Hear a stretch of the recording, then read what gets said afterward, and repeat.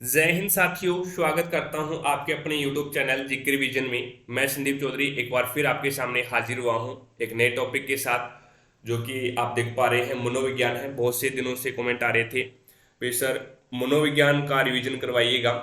तो हमारा 1.7 जो टॉपिक है, विविध अधिगमकर्ता के प्रकार, पिछड़े, विमंदित, प्रभावशाली, सृजनशील, विशेष आवश्यकता वाले विद्यार्थी आदि, इस टॉपिक का इस क्लास में रिवीजन करने वाले हैं। यानी 1.7 जो कि 7300 प्लस में दिया गया है और 1.8, इन दोनों टॉपिकों का इस क्लास में अपन रिवीजन करने वाले हैं।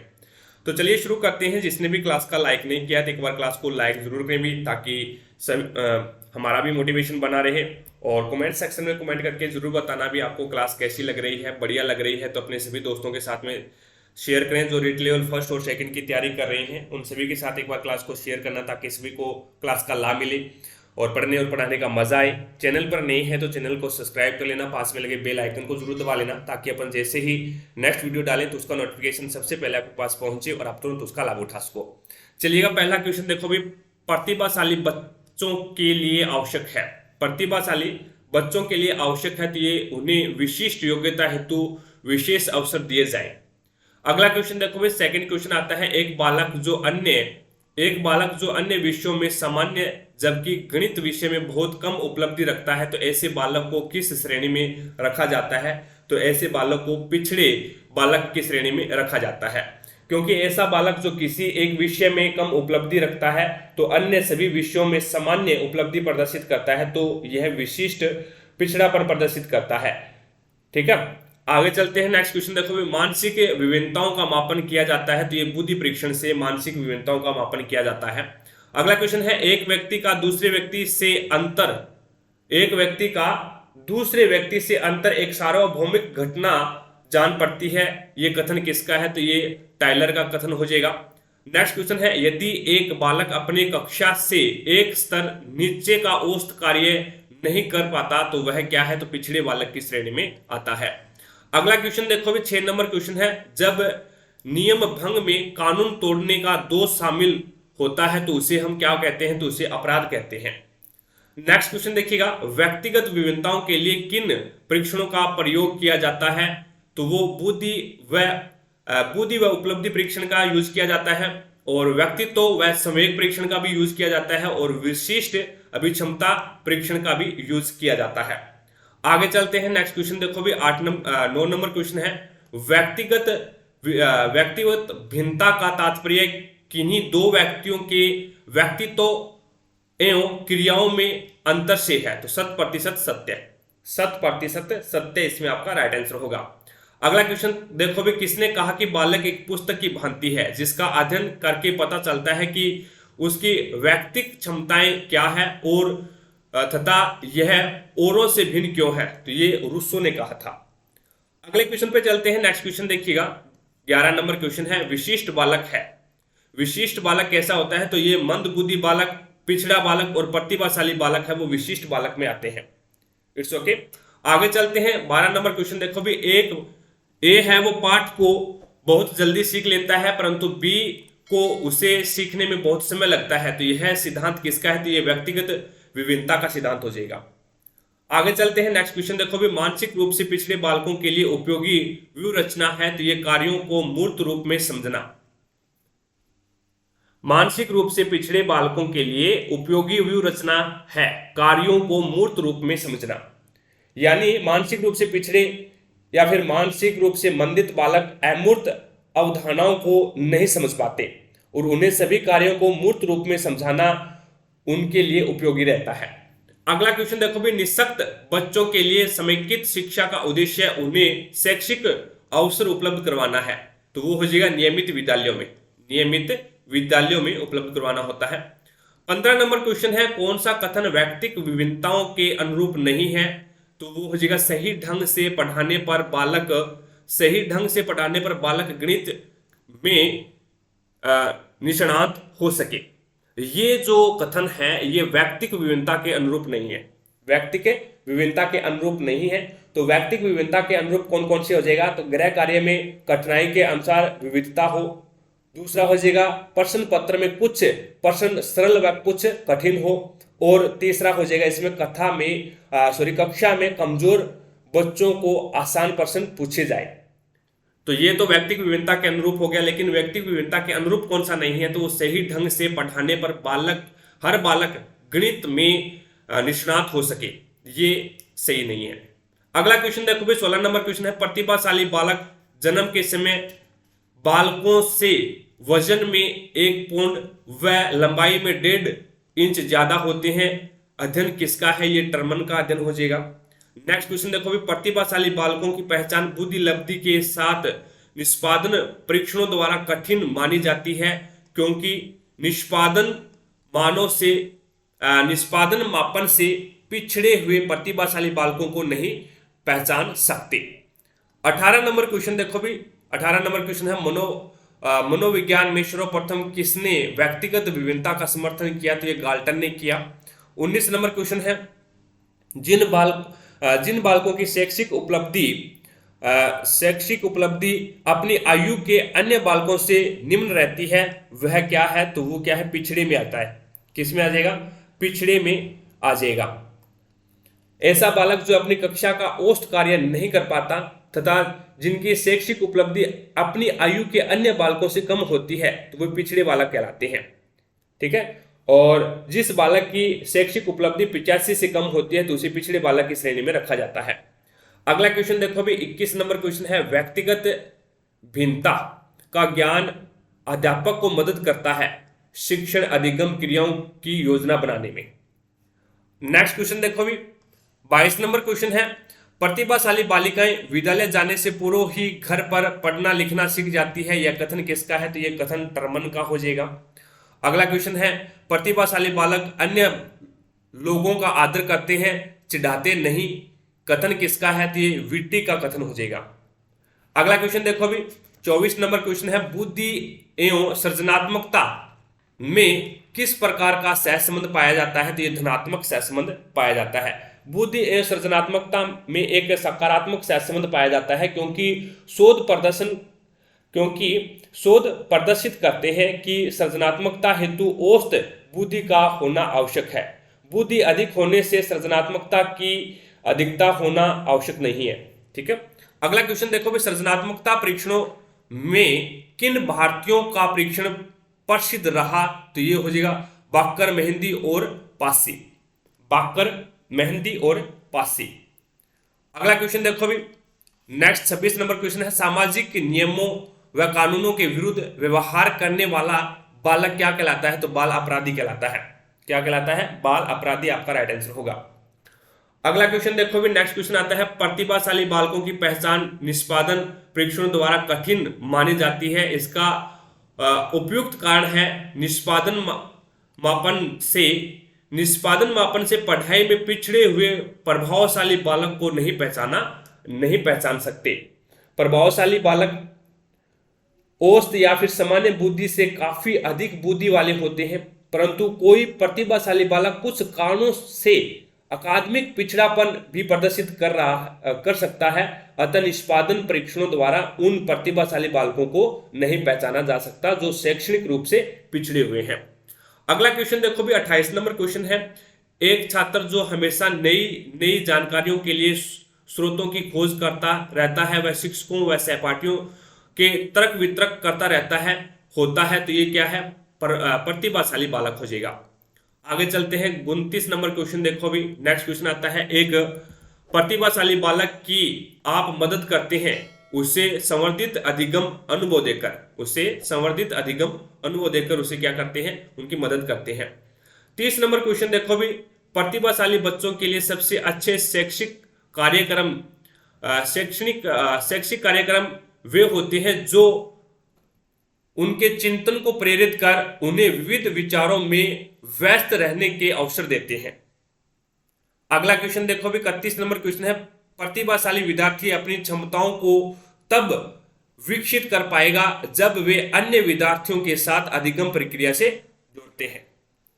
अगला क्वेश्चन देखो भी, नेक्स्ट क्वेश्चन आता है 32 नंबर, रेंजुली प्रतिभाशाली की अपनी किस परिभाषा के लिए जाने जाते हैं, तो ये त्रिवर्तीय परिभाषा के लिए जाने जाते हैं। 33 नंबर क्वेश्चन है। 32 नंबर क्वेश्चन में देखिएगा, रेंजुली द्वारा प्रतिभाशाली बालकों हेतु त्रिचक्रीय या फिर त्रिवर्तीय मॉडल प्रस्तुत किया। उनके अनुसार प्रतिभाशाली बालकों में उच्च योग्यता, उच्च कार्य प्रतिबद्धता और उच्च सृजनात्मकता पाई जाती है। नेक्स्ट क्वेश्चन देखो भी, अगला क्वेश्चन है, प्रतिभाशाली शिक्षार्थियों के लिए शिक्षक को अनुकूलन करना चाहिए जैसे विद्यार्थी में बदलाव आता है।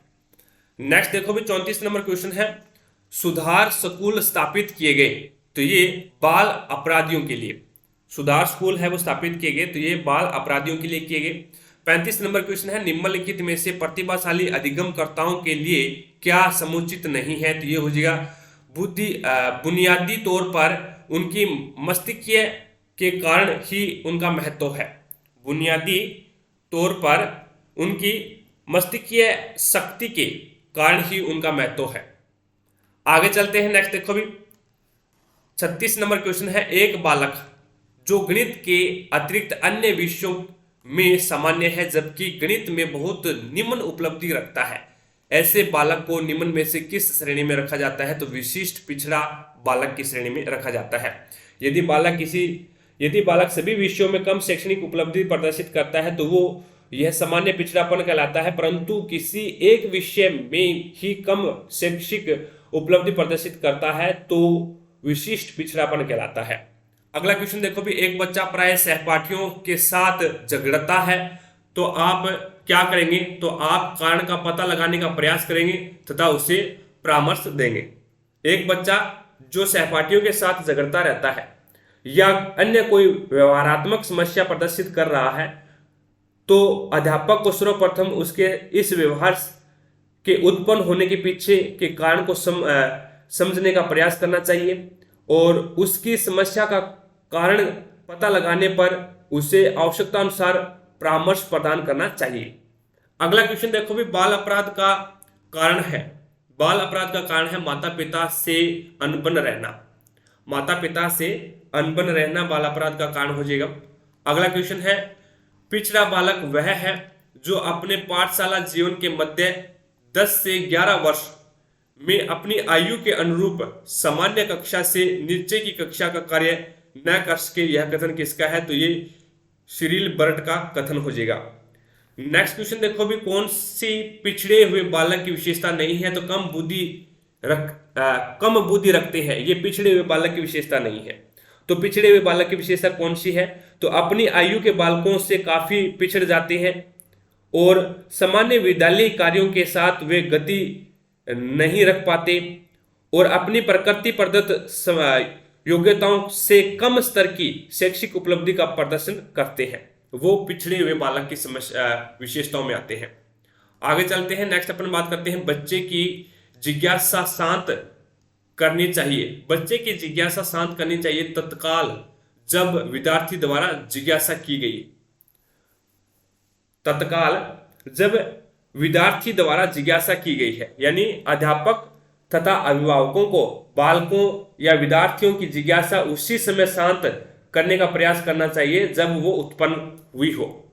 अगला क्वेश्चन देखो भी, एक छात्र जो हमेशा नई नई जानकारियों के लिए स्रोतों की खोज करता रहता है, वह शिक्षक व सहपाठियों से तर्क वितर्क करता रहता है होता है, तो ये प्रतिभाशाली बालक हो जाएगा। नेक्स्ट 43 नंबर क्वेश्चन है, सीमा हर पाठ को बहुत जल्दी सीख लेती है लेकिन लीना उसे सीखने में ज्यादा समय लेती है, किस सिद्धांत को प्रदर्शित करती है, तो ये व्यक्तिक विभिन्नता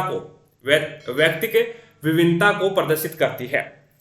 आगे चलते हैं, नेक्स्ट देखो भी, अगला क्वेश्चन है, प्रत्येक विद्यार्थी स्वयं में विशिष्ट है। इसका अर्थ है कि कोई भी दो शिक्षार्थी अपनी योग्यताओं, रुचियों और प्रतिभाओं के समान नहीं है। नेक्स्ट क्वेश्चन देखो भी, प्रतिभाशाली होने का संकेत नहीं है। प्रतिभाशाली होने का संकेत नहीं है तो वो हो जाएगा दूसरों के साथ झगड़ना। दूसरों के साथ झगड़ना है वो प्रतिभाशाली होने का संकेत नहीं है। अगला क्वेश्चन है, व्यक्तिगत विभिन्नताओं से संबंधित कौन सा कथन सही है। व्यक्तिगत विभिन्नताओं से कौन सा कथन है वो सही है? इसमें आपका राइट आंसर हो जाएगा, वो हो जाएगा यदि विद्यार्थी को बुद्धि स्तर समान है, यदि विद्यार्थियों का बुद्धि स्तर समान है तब भी उपलब्धि में भिन्नता हो सकती है। ये व्यक्तिगत विभिन्नताओं से संबंधित कथन है। अगला क्वेश्चन है अध्यापक द्वारा निरीक्षण। अध्यापक द्वारा निरीक्षण के माध्यम से प्रतिभाशाली बालक की पहचान किस कारण कठिन है? तो ये आपका राइट आंसर होगा निरीक्षण द्वारा भावात्मक समस्या से ग्रस्त प्रतिभाशाली बालक की पहचान अध्यापकों द्वारा नहीं हो सकती। 48 नंबर क्वेश्चन देखो भी आपके सामने है वैयक्तिक भिन्नता।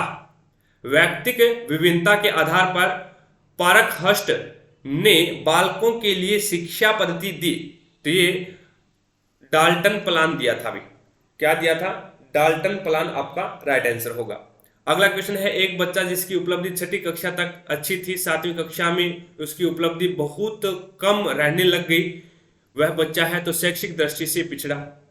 यानी एक बच्चा जो छठी कक्षा तक अच्छी उपलब्धि प्रदर्शित करता है लेकिन अगली कक्षा में उसकी उपलब्धि काफी कम रह जाती है, तो यह उस बालक के शैक्षिक पिछड़ेपन को प्रदर्शित करता है। अगला क्वेश्चन देखो भी 50 नंबर क्वेश्चन है जिन बालकों की शैक्षिक उपलब्धि अपनी आयु के अन्य बालकों में निम्न रहती है क्या कहलाता है? तो पिछड़ा बालक कहलाता है। नेक्स्ट क्वेश्चन है सृजनात्मक बालकों में निम्नलिखित में से कौन सा गुण नहीं पाया जाता? तो ये सीमित रुचियां हैं, वो गुण नहीं पाया जाता। अगला क्वेश्चन देखो भी नेक्स्ट क्वेश्चन है 53 नंबर क्वेश्चन है एक बालक असंभव प्रतीत होने वाली कल्पना करता है, यह संकेत है उसकी सृजनशीलता की। यह संकेत किसका है? तो उसकी सृजनशीलता की संकेत है। 54 नंबर क्वेश्चन देखो भी निम्न में से कौन सा शिक्षार्थियों में सृजनात्मक का पोषण करता है? तो वो हो जाएगा प्रत्येक शिक्षार्थी की अंतर्जात प्रतिभाओं का पोषण करने के अवसर उपलब्ध करवाना। आगे चलते हैं। नेक्स्ट देखो भी 55 नंबर क्वेश्चन आपके सामने है। क्वेश्चन है निःशक्त। 55 नंबर क्वेश्चन है निःशक्त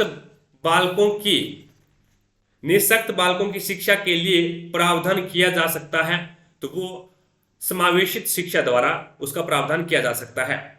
56 नंबर क्वेश्चन है सृजनात्मकता की पहचान के लिए गिलफोर्ड में जिन परीक्षणों का निर्माण किया उनके द्वारा सृजनात्मकता विभिन्न गुणों का मापन करते हैं। निम्न में से कौन सा विकल्प केवल उन दिनों को अंकित करता है? तो वो निरंतरता, लोचनीयता, मौलिकता और विस्तार, ये उनको प्रदर्शित करते हैं या फिर अंकित करते हैं।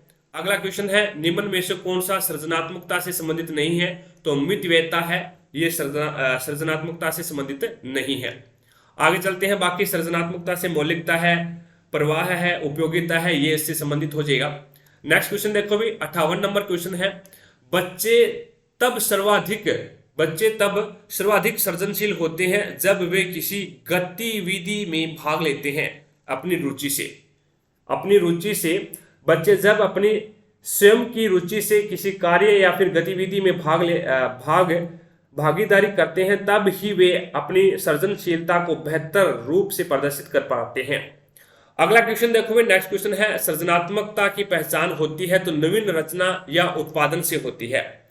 नेक्स्ट क्वेश्चन देखो भी बच्चे में सृजनशीलता का मापन करने के लिए कौन सा एक परीक्षण नहीं है? तो ये पढ़ना लिखना एक परीक्षण नहीं है।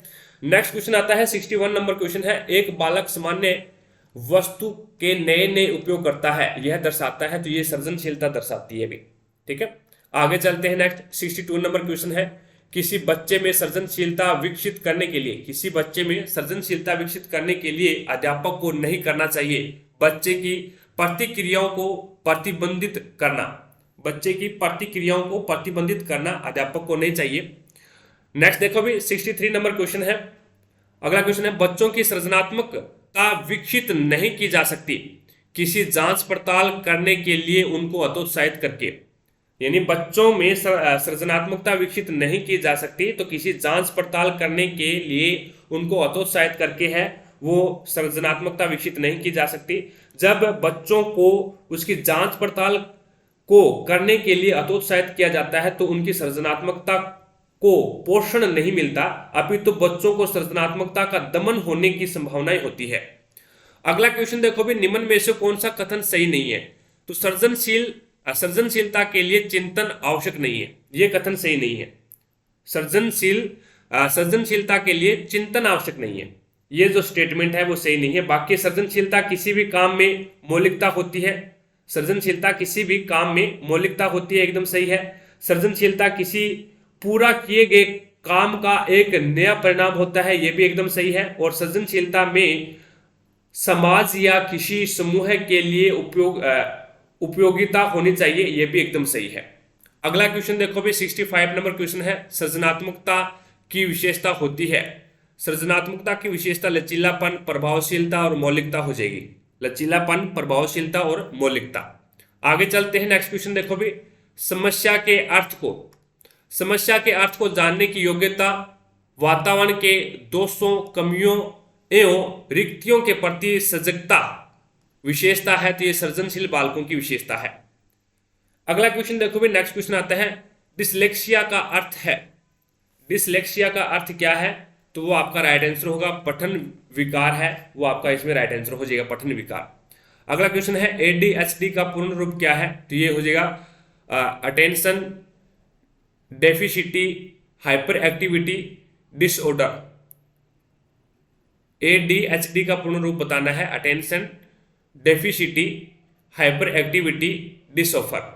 69 नंबर क्वेश्चन देखो भी, गद्यात्मक कौशल में अधिगम की अध्यक्षता को कहा जाता है, तो डिस्प्रेक्शिया बोला जाता है, डिस्प्रेक्शिया कहा जाता है। आगे चलते हैं, नेक्स्ट 70 नंबर क्वेश्चन देखो भी, डिस्ग्राफिया संबंधित है। डिस्ग्राफिया संबंधित है तो लेखन संबंधी समस्या से संबंधित हो जाएगा। 71 नंबर क्वेश्चन है, संप्रेषण संबंधी अक्षमता क्या है भी? तो डिस्फेजिया। संप्रेषण संबंधी अक्षमता है तो डिस्फेजिया हो जाएगा। और डिसलेक्सिया कहते हैं तो पढ़ने में कठिनाई, पढ़ने में कठिनाई को क्या बोला जाता है? डिसलेक्सिया बोला जाता है। 73 नंबर क्वेश्चन है, कौन सी विकृति अधिगम अक्षमता का एक प्रकार है? तो ये हो जाएगा डिसलेक्सिया। डिसलेक्सिया इसमें आपका राइट आंसर होगा। तो इस प्रकार से हमने 2 टॉपिक है वो आज की क्लास में कंप्लीट किए हैं। आई होप आपको सब कुछ क्लियरली समझ में आ गए होंगे। 1.7 और 1.8 है, ये दोनों के दोनों टॉपिक है वो आज इस क्लास में हमने रिवीजन कर लिए हैं। तो प्रत्येक क्वेश्चन आपको समझ में आया होगा। अगर फिर भी कोई भी क्वेश्चंस में आपको डाउट है तो मुझे कमेंट सेक्शन में कमेंट जरूर करें, आपके डाउट को क्लियर किया जाएगा। क्लास पसंद आई है तो दिल से लाइक करना भी, ताकि हमारा भी मोटिवेशन बना रहे। और कमेंट सेक्शन में कमेंट करके जरूर बताना भी आपको क्लास कैसी लगी है। बढ़िया लगी है तो अपने सभी दोस्तों के साथ में एक बार क्लास को शेयर करें, जो रीट लेवल 1st और 2nd की तैयारी कर रही हैं उन सभी के साथ एक बार क्लास को शेयर करना, ताकि सभी दोस्तों को क्लास का लाभ मिले भी। और चैनल पर नए हैं तो चैनल को सब्सक्राइब कर लेना, पास में लगे बेल आइकन को जरूर दबा लेना, ताकि अपन जैसे ही नेक्स्ट वीडियो डालें तो उसका नोटिफिकेशन सबसे पहले आपके पास पहुंचे और आप तुरंत उसका लाभ उठा सको। तो आज की क्लास में इतना ही, मिलेंगे अपन नेक्स्ट क्लास में। तब तक के लिए जय हिंद, जय भारत।